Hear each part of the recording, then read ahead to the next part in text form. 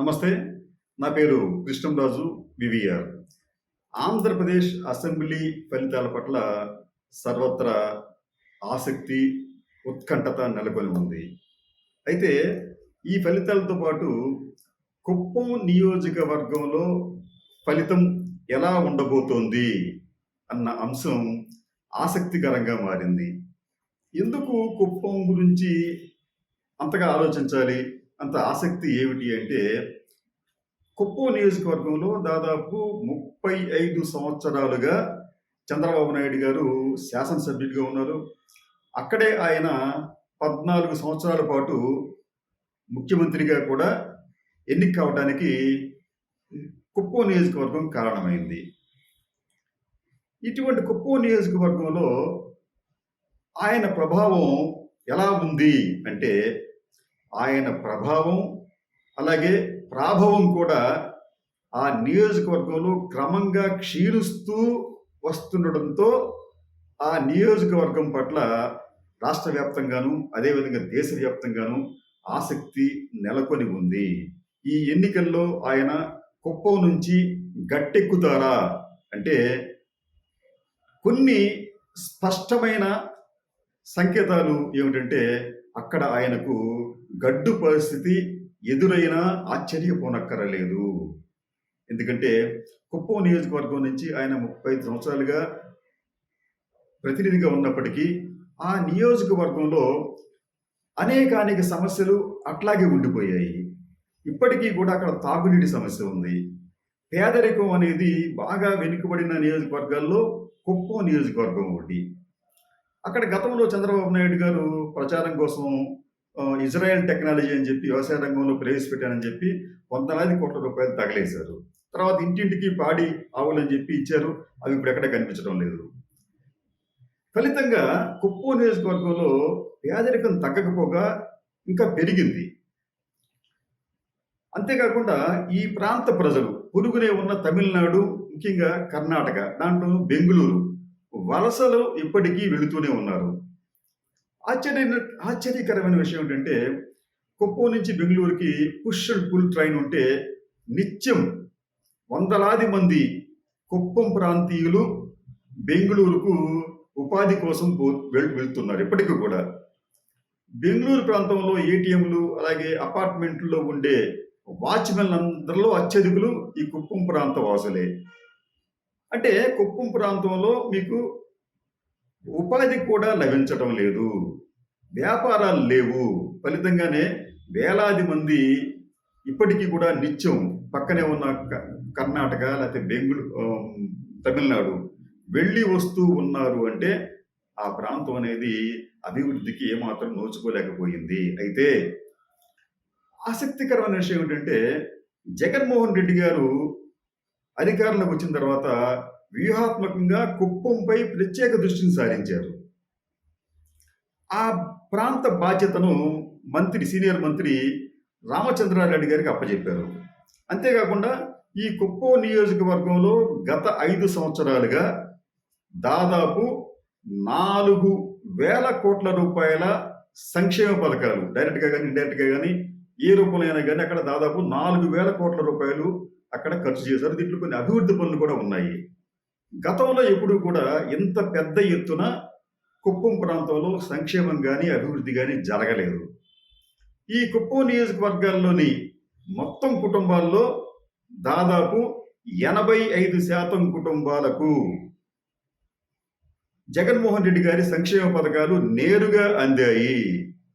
ఫలితంగా వారికి ముందు ఏమిటంటే ఈ తినడానికి ఇబ్బంది లేకుండా వారికి నెలవారీ కొంత అమౌంట్లు పెన్షన్ రూపంలో కావచ్చు లేదా ఇతరతర రూపంలో కావచ్చు వారికి అందుతున్నాయి. ఫలితంగా వారు సంతోషంగా ఉన్నారు.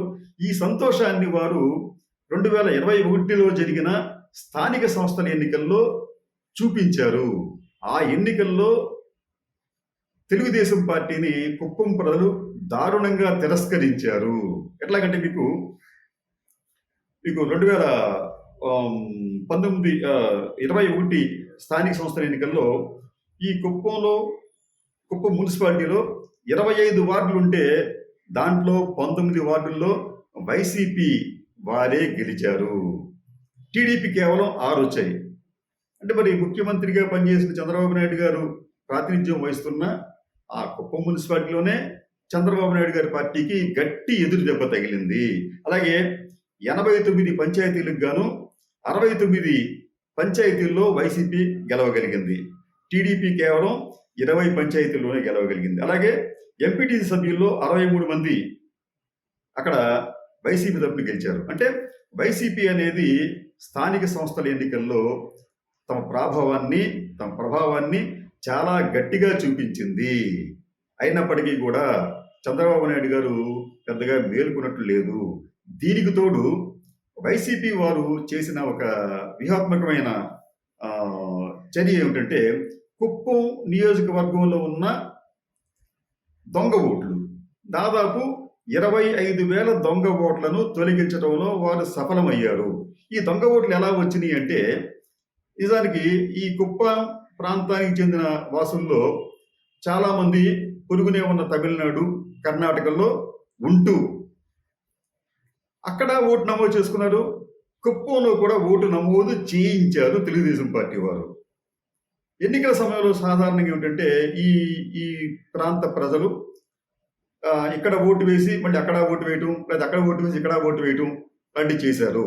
ఇవన్నీ కూడా వైసీపీ వారు సమర్థవంతంగా అరికట్టి దాదాపు 25,000 దొంగ ఓట్లను వారు జాబితా నుంచి తొలగించడంలో సఫలమయ్యారు. ఫలితంగానే మీకు స్థానిక సంస్థల ఎన్నికల్లో కూడా వైసీపీ ఘన విజయం సాధించింది. మరో విషయం ఏంటంటే చంద్రబాబు నాయుడు గారికి సంబంధించి కూడా ఆయన ప్రభావం కూడా కుప్పంలో క్రమంగా తగ్గుతూ రావటం విశేషం.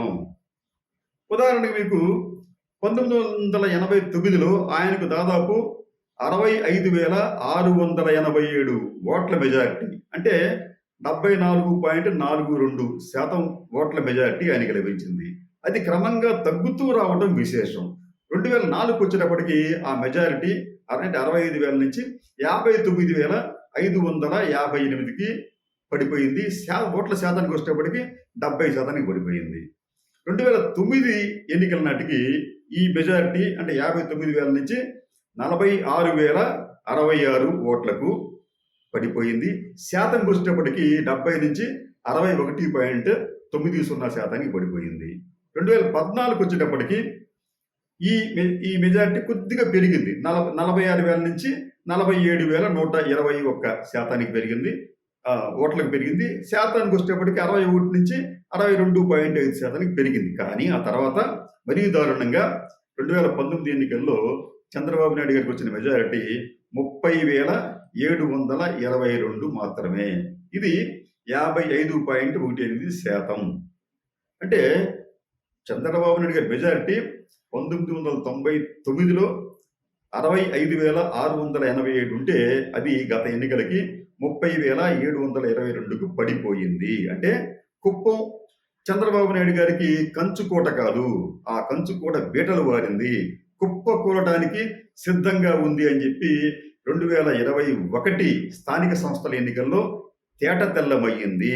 కాబట్టి చంద్రబాబు నాయుడు గారు ఏమాత్రం అజేయుడు కాదు. ఈసారి ఎన్నికల్లో ఆయన ఓడిపోయినా లేకపోతే చావు తప్పి కన్ను లొట్టపోయినా మనం ఆశ్చర్యపోనక్కరలేదు. చంద్రబాబు నాయుడు గారు ఈ విషయాన్ని గమనించి దాదాపు ఈ 5 ఏళ్లలో దాదాపు ఆయన 2019 నుంచి 24 వరకు దాదాపు 20 సార్లు కుప్పం పర్యటించారు. గతంలో ఎప్పుడు కూడా ఆయన ఇన్ని సార్లు పర్యటించలేదు. నామినేషన్ కూడా సంతకాలు పెట్టిస్తే ఎవరో ఒకరు వెళ్ళి రిటర్నింగ్ అధికారికి అందజేసేవారు. ఆ స్థాయి నుంచి చంద్రబాబు నాయుడు గారి రోజున కుప్పంలో పదే పర్యటిస్తున్నారు. అదే సమయంలో వైసీపీకి చెందిన ఈ పార్టీ వ్యవహారాలు చూస్తున్న ఈ రామచంద్రారెడ్డి గారు కుప్పం నియోజకవర్గాన్ని దాదాపు 100 సార్లు పర్యటించారు.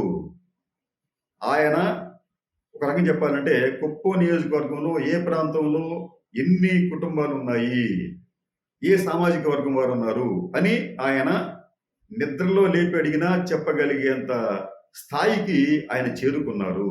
ఒక రకం చెప్పాలంటే రామచంద్రారెడ్డి గారు చంద్రబాబు నాయుడు గారికి ఒక కంట్లో నలుసుగా కాదు, ఒక రకం చెప్పాలంటే ఒక భయాన్ని కల్పించే ఒక వ్యక్తిగా అక్కడ మారారు. మారటమే కాదు, చంద్రబాబు నాయుడు గారి కోటకు బీటలు బారేలా స్థానిక సంస్థల ఎన్నికల్లో దెబ్బ కొట్టారు. కాబట్టి మనం ఈ జూన్ 4వ తేదీన వచ్చే ఫలితాల్లో మనం ప్రధానంగా ఆసక్తిగా చూడవలసిన నియోజకవర్గాల్లో కుప్పం నియోజకవర్గం అగ్రస్థానంలో ఉంటుంది.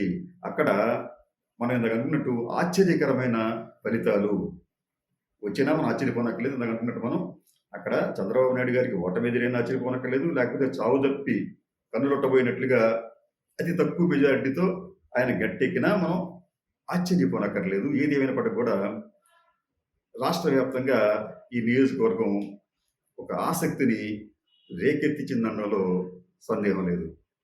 నమస్తే.